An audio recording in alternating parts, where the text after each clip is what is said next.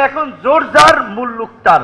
শুধুমাত্র বিএনপি জামাতকে প্রশাসনের বিভিন্ন পদে পুনর্বহাল ছাড়া আর কোনো কার্যকর পরিবর্তন হয় নাই। গণ অভ্যুত্থান নিয়ে যদি আলোচনা করতে হয়, ইতিহাস লিখতে হয়, তাহলে প্রথমেই আসবে 2018 সালের কোটা সংস্কার আন্দোলন।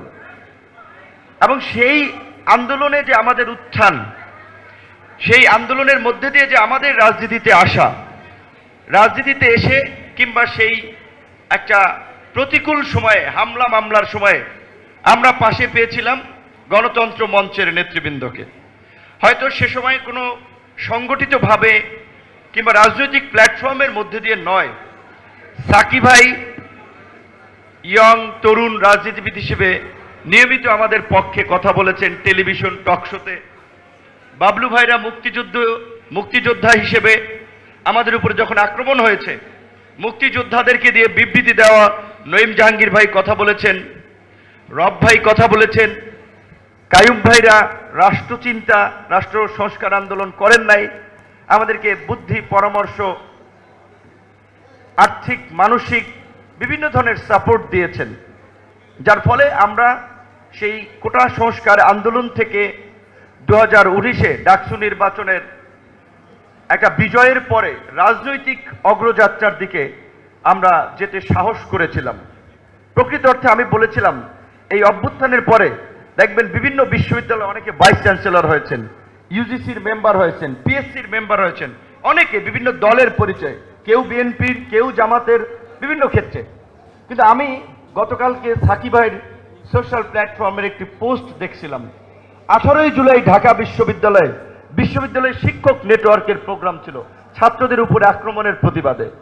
যদি অনেকে বামপন্থী চিন্তাধারার সাথে বিশ্বাসী, আবার কেউ ইন্ডিভিজুয়াল আছেন, কিন্তু আমি দেখেছি গত এই আমাদের 7-8 বছরের সংগ্রামে প্রত্যেকটি ক্রান্তি লগ্নে আনু মোহাম্মদ স্যার সহ এই মানুষগুলোর অগ্রণী ভূমিকা ছিল।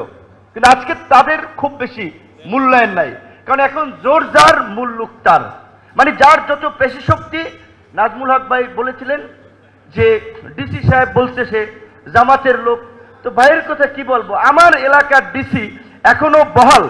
তার বিষয়ে আমি কমপ্লেন দিয়েছিলাম সালেউদ্দিন সাহেব সহ রেজওয়ানা পাশা উপদেষ্টাদেরকে রোজার ঈদের সময়, যে তিনি বলছেন যে করলাম না চাকরি, বিএনপি ক্ষমতায় আসবে, রাজনীতি করব। তো আমি বললাম, তাহলে ভাই আপনার যদি এই উপলব্ধি হয়, আপনি এখনই আল্লাহর রাস্তে চাকরি ছাইড়া দেন, কারণ এই অভ্যুত্থানের পরে এখন আবার প্রশাসনের বিহেভিয়ার এরকম হবে, এইটা আমরা প্রত্যাশা করি না।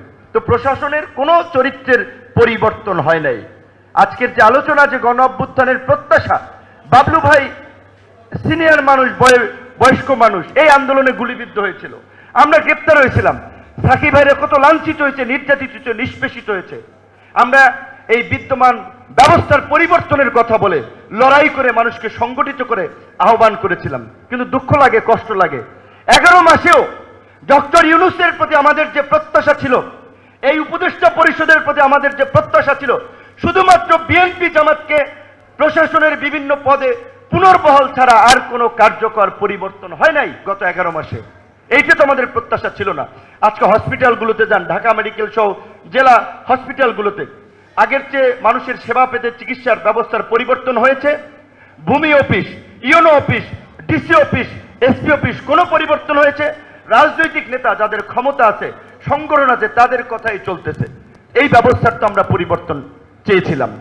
তো যেই কারণে আজকের যে গণতান্ত্রিক উত্তরণের পথের কথা বলা হচ্ছে, আগামীতে নির্বাচন হবে, আমি মনে করি এখন যে যতটুকু পারি, আমরা যে অনেকদিন ধরে একটা ভারসাম্যপূর্ণ সংসদের কথা বলছি, প্রধানমন্ত্রীর স্বৈরতান্ত্রিক এককেন্দ্রিক ক্ষমতার বিকেন্দ্রীকরণে 70 নম্বর অনুচ্ছেদের সংশোধন সহ বিভিন্ন পরিবর্তনের কথা বলছি, আজকে সময় এসেছে এই পরিবর্তন বাস্তবায়নে আমাদেরকে ঐক্যবদ্ধভাবে কাজ করার। আমরা দেখতে পাচ্ছি ঐক্যমত্য কমিশনের যে আলোচনা হচ্ছে, অনেক গুরুত্বপূর্ণ বিষয়ে তাদেরও কার্যত ভূমিকা নাই। তারা গা ছাড়া ভাব, লাগাম ছাড়া ভাব ছেড়ে দিচ্ছে হাউজে, ঐক্যমত্য তৈরি হচ্ছে না। কিন্তু কিছু কিছু মৌলিক সংস্কারের প্রশ্নে আমাদেরকে একটা ঐক্যমতে পৌঁছাতে হবে। তার মধ্যে সংসদের দ্বিকক্ষ বিশিষ্ট সংসদের উচ্চকক্ষে পিআর পদ্ধতিতে সব দলের প্রতিনিধিত্ব নিশ্চিত করা। আমি মনে করি এটাও যদি কিছুটা করা হয়, অন্তত কিছু ডিসেন্ট ভয়েস পার্লামেন্টে থাকবে। না হলে তো ওই পার্লামেন্ট আগের মতো হবে, প্রশাসন যেমনিভাবে হচ্ছে।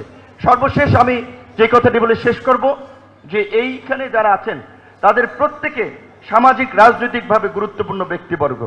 আমি বলবো আপনারা ডক্টর ইউনূসের সাথে বসেন, সরকারের উচ্চ পর্যায়ের নেতৃবৃন্দের সাথে এখনো বসে তাদেরকে স্মরণ করিয়ে দেন জাতি যে এক বুক আশা নিয়ে তাদের প্রতি একটা আনন্দ ভালোবাসা নিয়ে এই অভ্যুত্থানের পরে তাদেরকে দায়িত্ব দিয়েছিল।